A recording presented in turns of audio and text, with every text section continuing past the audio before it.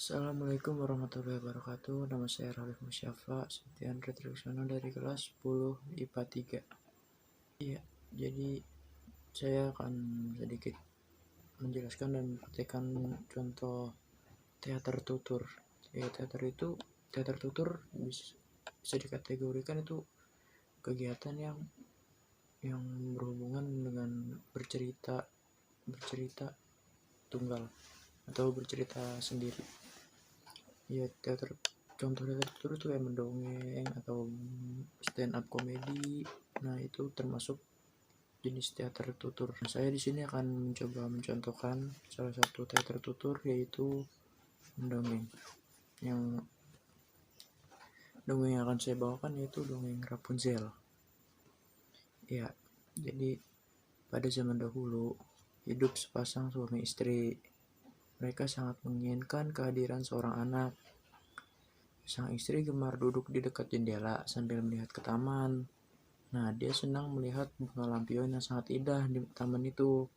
Tiba-tiba, sang istri jatuh sakit. Makin hari wajahnya makin memucat.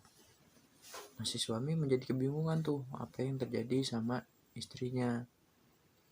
Nah, suami bertanya, "Wahai istriku sayang, sekiranya apa yang bisa membuatmu sembuh?" Gitu kata suaminya. Terus dijawab sama si istrinya, "Andai aku bisa mendapatkan bunga lampion yang terdapat di hamparan kebun itu," katanya gitu. Karena kecintaannya terhadap sang istri, sang suami menuruti kemauan istrinya. Setiap malam, dia memanjat ke dinding taman untuk memetik bunga lampion itu. Setelah mendapatkannya, dia memberikan bunga itu kepada istrinya. Suatu malam, saat sang suami hendak mengambil bunga lampion seperti biasanya, tiba-tiba muncul seorang penyihir. "Berani sekali kamu mengambil lampion milikku tanpa seizinku," gertak si penyihir dengan keras, membuat sang suami takut. "Maafkan aku mengambil bunga lampion ini untuk istriku," kata sang suami dengan gugup. Nah, penyihir terdiam sejenak, lalu penyihir berkata, "Kau boleh mengambil bunga lampion ini 3 kali lipat dari yang kau bawa malam ini.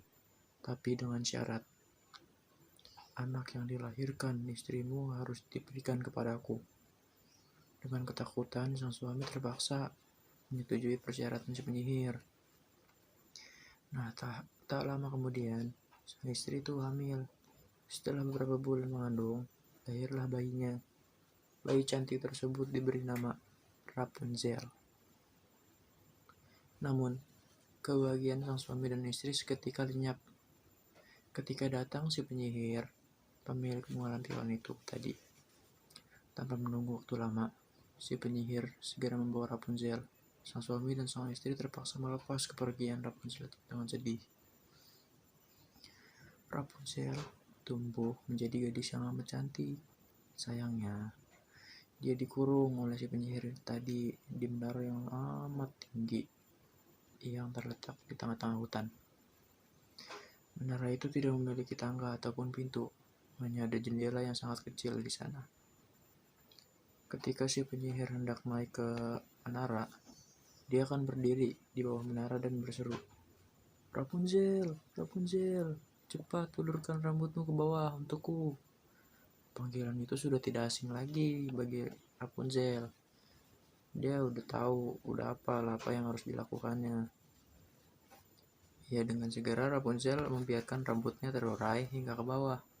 Ya, rambutnya sangat panjang dan digunakan si penyihir untuk naik ke atas. Setiap hari, Rapunzel menghabiskan waktu dengan menyanyi. Sudah bertahun-tahun dia tinggal di menara itu. Dia merasa kesepian dan ingin keluar dari menara itu. Suatu ketika, ada seorang pangeran yang menyusuri.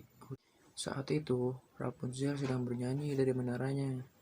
Suara Rapunzel yang merdu membuat pangeran menjadi penasaran. Pangeran pun menelusuri asal suara. Sampailah ia di menara tempat tinggal Rapunzel. Ketika melihat penyihir dari kejauhan, Pangeran segera bersembunyi di belakang pohon. Diam-diam ia mengamati si penyihir yang sedang memanggil Rapunzel. Tahulah pangeran bahwa Rapunzel selalu mengulurkan rambutnya ke bawah saat penyihir memanggilnya. Keesokan harinya, pangeran melakukan hal yang sama. Ia memanggil Rapunzel dari bawah agar Rapunzel mau mengulurkan rambut indahnya. Awalnya Rapunzel ketakutan dengan kehadiran pangeran, tapi karena pangeran berniat baik dengan berbicara dengan sangat ramah, ketakutan Rapunzel hilang. Setiap malam, pangeran menemui Rapunzel karena si penyihir datang di siang hari. Suatu ketika, pangeran mengutarakan niatnya kepada Rapunzel. Oh lala, dia mau jadi istrinya. Gitu. Rapunzel lalu bergumam, pangeran tampan ini akan menyayangiku lebih dari ibu angkatku. Rapunzel pun akhirnya menyetujui keinginan pangeran. Dia berkata, aku akan pergi bersamamu pangeran, tapi aku tak tahu cara turun dari menara ini. Nah, Rapunzel dan pangeran berpikir cukup lama. Tiba-tiba Rapunzel mempunyai ide. Ia meminta pangeran membawa gulungan sutra untuk ditenunnya. Hasil tenungan tersebut dapat dijadikan tali untuk Rapunzel turun. Suatu hari tak sengaja Rapunzel berkata kepada si penyihir, Bunda, mengapa engkau lebih berat daripada pangeran? Tentu hal itu membuat si penyihir marah. Ia langsung membawa Rapunzel ke sebuah gurun. Di sana tanpa belas kasih, ia memotong rambut indah Rapunzel. Malam harinya, pangeran datang menemui Rapunzel. Tapi betapa terkejutnya, pangeran ketika yang ditemuinya bukan orang yang dia cintai, melainkan penyihir jahat. Hahaha, kau takkan pernah lagi bertemu dengan gadis bersuara indah itu. Aku akan membuatmu tidak dapat melihat dunia, agar kau selamanya tak bisa melihat Rapunzel, suruh si penyihir. Dengan hati yang sangat sedih, pangeran pergi meninggalkan menara. Sayangnya, saat pangeran turun, tak sengaja matanya tertusuk oleh duri.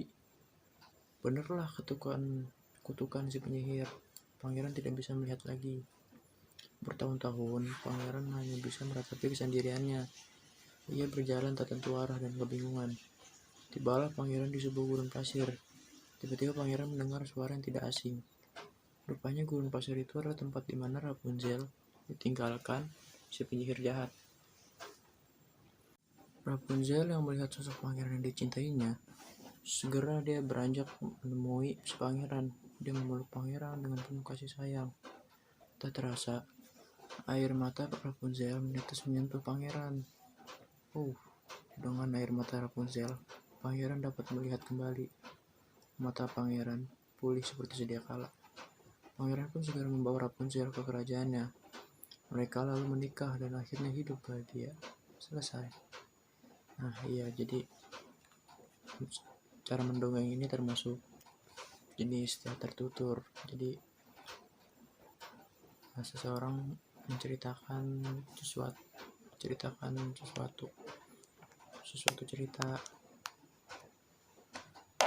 Ya, sekian dari saya. Mohon maaf. Wassalamualaikum warahmatullahi wabarakatuh.